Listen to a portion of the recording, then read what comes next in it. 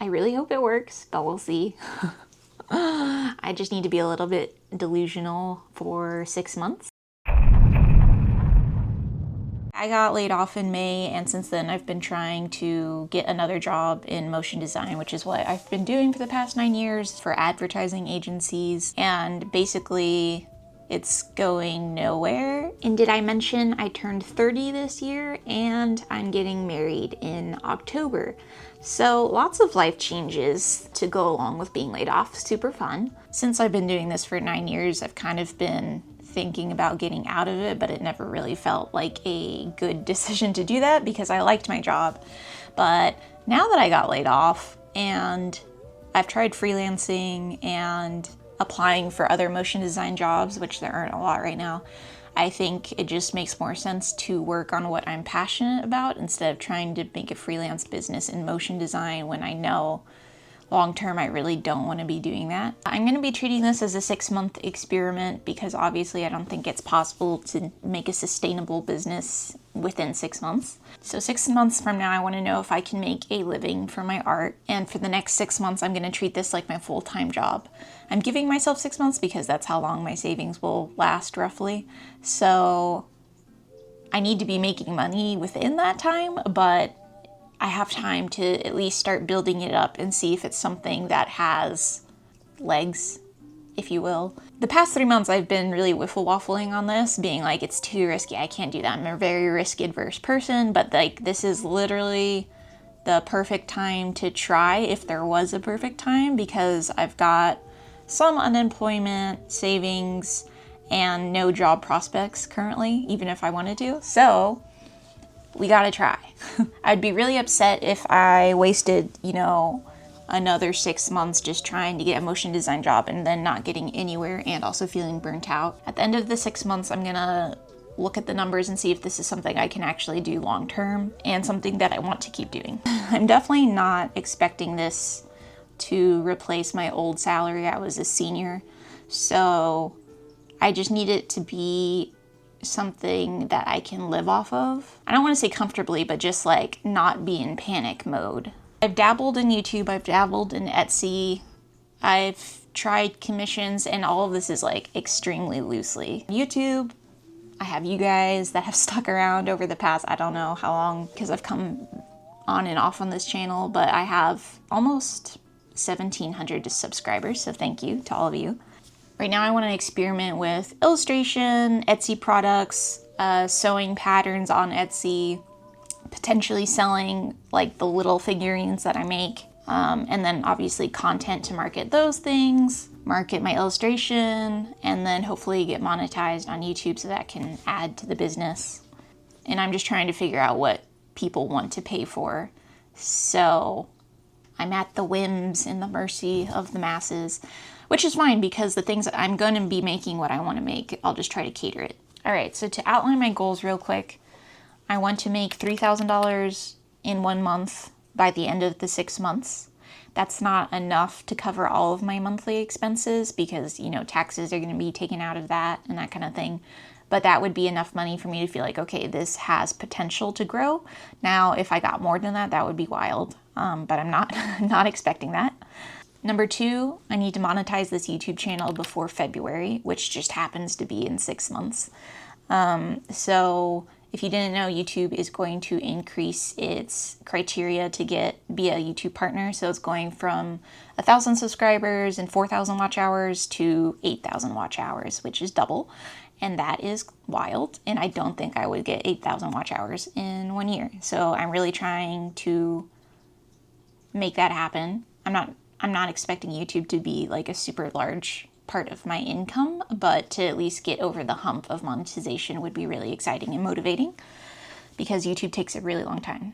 So I do already have, like I said, 1,700-ish subscribers. So I've met that, but I have under 1,000 watch hours. I think I'm around 700 something. So yeah, I need to get like 3,300 by February.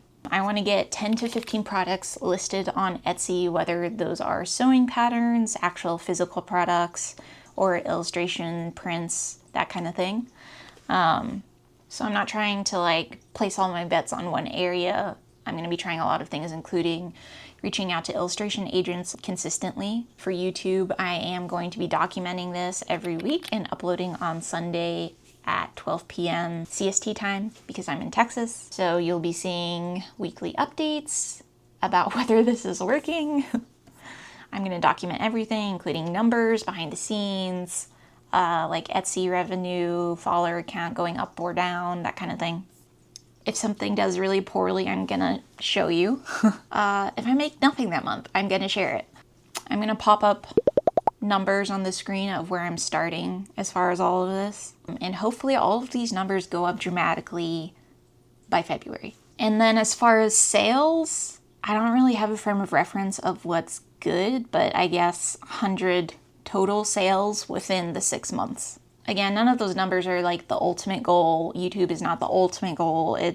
I'm just trying to see, is this gonna work well enough for me to keep doing it and avoid going back to corporate America? So I'm gonna be treating this like a full-time job. If anything, I try to get too many things done in one sitting at the expense of my health. So really it's treat this like a full-time job and then cut myself off so that I'm not working 80-hour weeks, because that is not sustainable and that would be worse than working at my old job.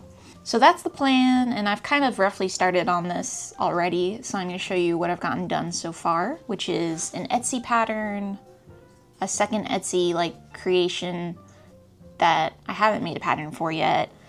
I've updated my website, so I'll give you a tour of that, and I'll talk you through what I'm gonna make the rest of this week. So I'm gonna give you guys a walkthrough of what I've gotten done so far. So let's start with my website. I am a motion designer first. So whenever you come to my page, the home page is gonna be my motion design page. I'm not gonna get too deep into it, but basically my demo reel plays immediately.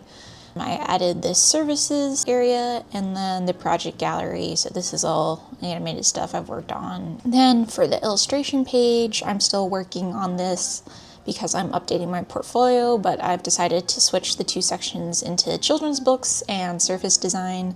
So children's book illustration hasn't changed too much since the last time I walked through my portfolio, but it's just got everything so far, and most of this is a couple years old, so I am going to be working on updating it, specifically focusing on characters that are really expressive and show movement, because I think that's a weak point of my portfolio. And then when you come in and click on things, it'll blow it up so you can see it in more detail, and then you just click off. So really I just want this to be easy to navigate if any agents come to my portfolio, so I'm not going to go through every single one, but best stuff is at the top. And then when you go back to illustration, I've started getting into surface design, so I actually don't know if this is considered a good pattern. Some patterns inspired by Maine and then put them on mock-ups. 2 hero patterns, which is this striped Maine one, and then a shell pattern, and I just put it on different background colors. I did a blueberry one. And the thing with the patterns is you have to make it seamless, which is, I find it really annoying. So this is under construction, and I'm not sure if I'm going to keep the patterns up because I don't know if they're really that good. The About page just has a short blurb. Right now it's focused on talking about motion design, so I think I'm going to update it to have a little bit more of a focus on illustration. And that's my horse, Pharaoh. I love him. And then I have this cute little illustration animation that activates when you put your mouse over it. We can talk about my logo. So I have tried making logos in the past, and usually I just end up with a word mark, which just says Savvy Lazo, but it looked really generic. So I spent probably 2 weeks brainstorming and trying different things. I'll put different ideas that I went through on the screen, but as far as something that's can scale down and scale up, I feel like a simple logo is better. I was trying to make a horse with a falling star work, and that was crazy. So I went with this bunny. I know I usually have bats as like my avatar, and I just have a lot of bats in general. I'm kind of tired of them, as far as I don't want them to represent me. I did a couple different color variations. I'm torn because I really like the brown one, but most people voted for blue. But it's been really fun sticking on different things like my thumbnails or Etsy listings as a little sticker. Alright, so next I want to talk about illustration pieces I'm working on for my portfolio. Or basically I want to work on some nonfiction examples of animals because I would love to work on anything that has to do with animals. So I was working on a few native Texas animal illustrations. I've done a roadrunner, an armadillo, and a javelina.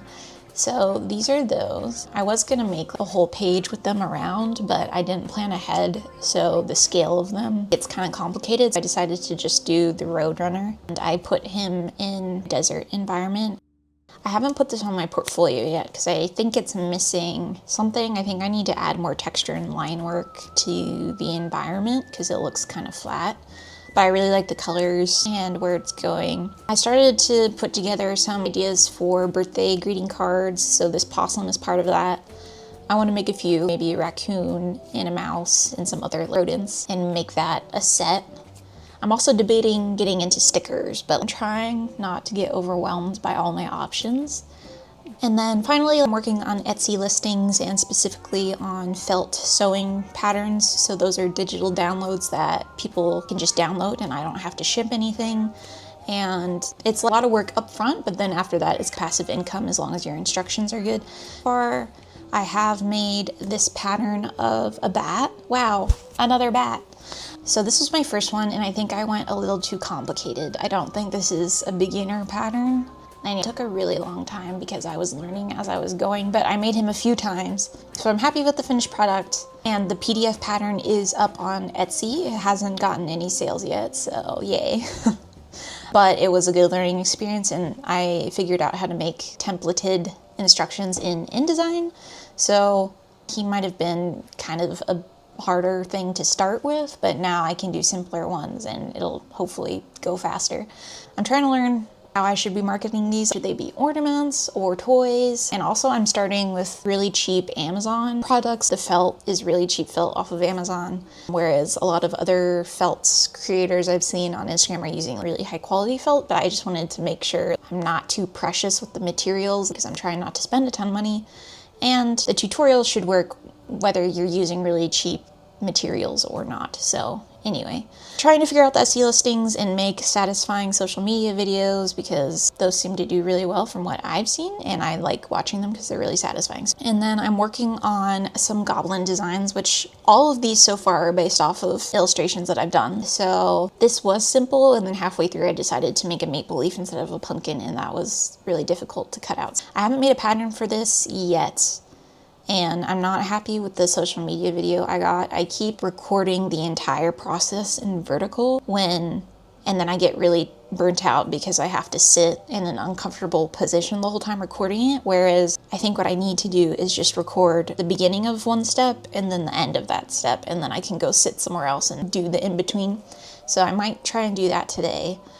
Get some new video, and then eventually I need to make a PDF pattern for this guy, but I keep ending up changing the template as I go. So for the rest of this week, I would like to finalize the goblin template pattern so I can get the PDF instructions started. I would like to touch up the roadrunner piece and get that uploaded to my website. And then if I can do that, I would like to start reaching out to agents again. I'm just kind of hesitant because I feel like I want to completely update my portfolio, but I think that is more of a procrastination thing because it's more fun updating and making pieces than it is for reaching out to agents. So I'm just going to start because it's not like my portfolio is bad. I just think it could be better at this point because a lot of the pieces are several years old. Let's line it up. For the rest of the week, get new clips of the goblin and finalize the template. Update my roadrunner piece and get that uploaded, and then let's just say reach out to 5 agents this week. And it is currently Wednesday, so I think all of that is reasonable. Oh, and then obviously get the YouTube clips and record for you guys so you have something to watch. So yay, let's go. So anyway, thank you for watching. Please subscribe, like, comment. That will help my channel a lot. You can follow me at my Instagram, which is savvylazo_art. I'll put it on the screen. If you made it this far, thank you for watching. But yeah, I'm excited to show you guys